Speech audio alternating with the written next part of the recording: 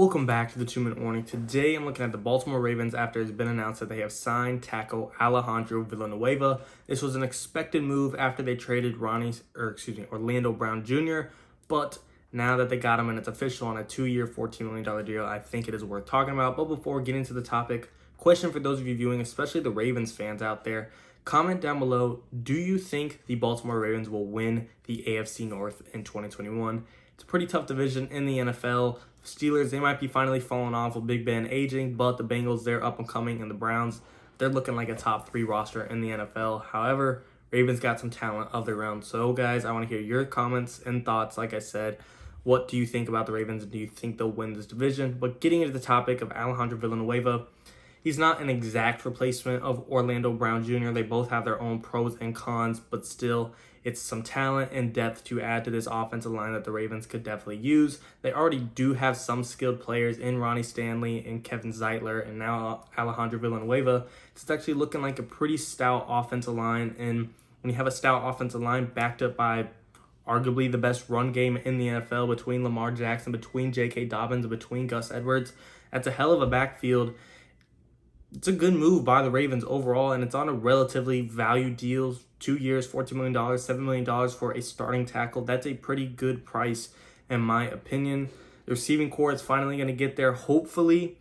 I like Mark Andrews, and I like Sammy Watkins, and I like Marquise Brown, and I like them picking up Rashad Bateman and Tylan Wallace, but still, we need to see it click. Is it Lamar Jackson holding back the receivers, or is it the receivers holding back Lamar Jackson, or is it a little bit of both? I really hope Rashad Bateman can step in and help out this team.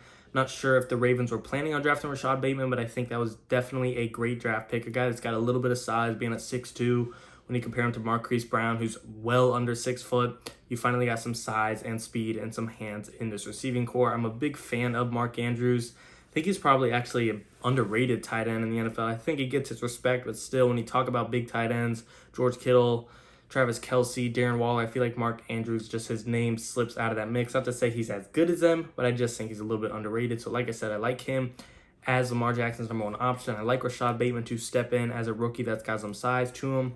Sammy Watkins, not sure you're going to get 17 games out of him. He's been pretty injury prone, but Sammy does still have his hands. His speed might not all be there. His health might not all be there. But Sammy Watkins, his hands are still there. He can still catch the ball very well. And your speed threat is going to come from plenty of Marquise Brown. He's going to carry the load when it comes to speed. So looking at the receiving core, looking at the offensive line, looking at the backfield, the Ravens are finally, I don't want to say finally get them put together. There's been a great team the past 2 years, but I do think they are getting better, and they need to get better. If they want to beat the Cleveland Browns, which I do think the Ravens are better, or are kind of the big brother to the Browns, at least heading into the season, if they want to hold that crown still, they're going to have to be better all around. The Browns team, they're looking really good this year.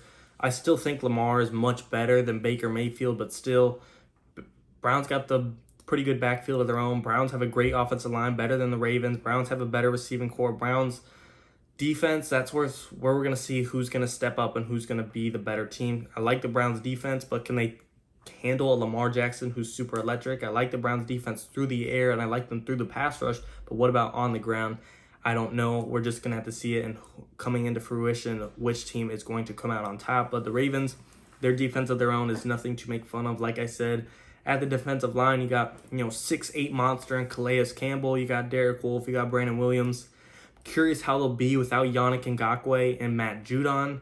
Will they still be able to get a decent amount of pass rush? I'm not sure. Like I said, having 6'8" monster Calais Campbell, there will always be a small presence of pass rush at the bare minimum, but still, Yannick Ngakoue and Matt Judon are big losses to the Ravens pass rush, at least in my opinion. I'm a big fan of the corners they got in the secondary, and Jimmy Smith, Marcus Peters, and Marlon Humphrey. That's a very solid trio of cornerbacks in their secondary, and they've even drafted a little bit of depth at the safety position and Brandon Stevens in the 3rd round.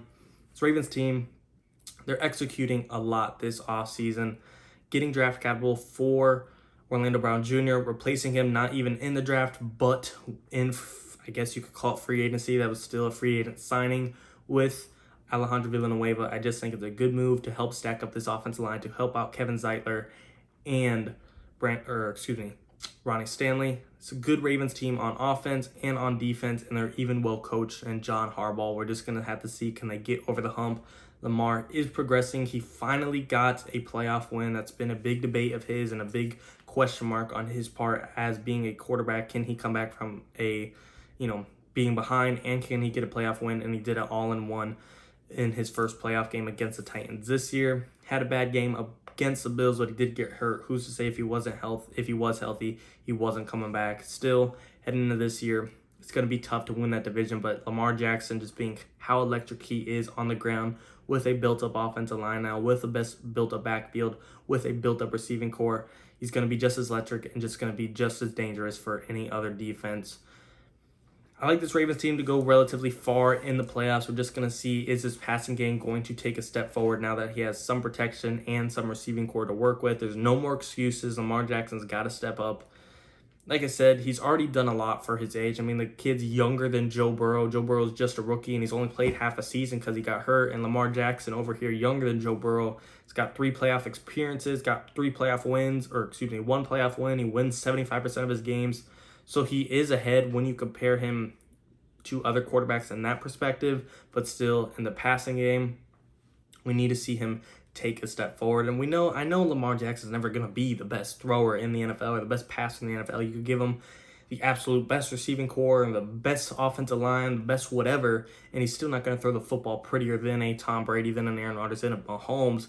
But still, we need to see some progress. We need to see him play at the NFL level of a quarterback. And I'm not trying to say Lamar Jackson's a running back, and I'm not saying he's not a quarterback. He could throw the ball fine, but I want to see him get at least a little bit closer to the Mahomes, to the Rodgers, not to the Brady. He doesn't have to be on the same level, but at least head in that direction. And now with this offensive line and hopefully Rashad Bateman, I do have faith that he'll get there. And like I said, being extremely well coached by John Harbaugh, he's got plenty of NFL experience, he's got playoff experience, he's got Super Bowl experience, and he's been executing with Lamar Jackson up to this point. They're only going to get better. This draft, I think the Ravens had a relatively good draft.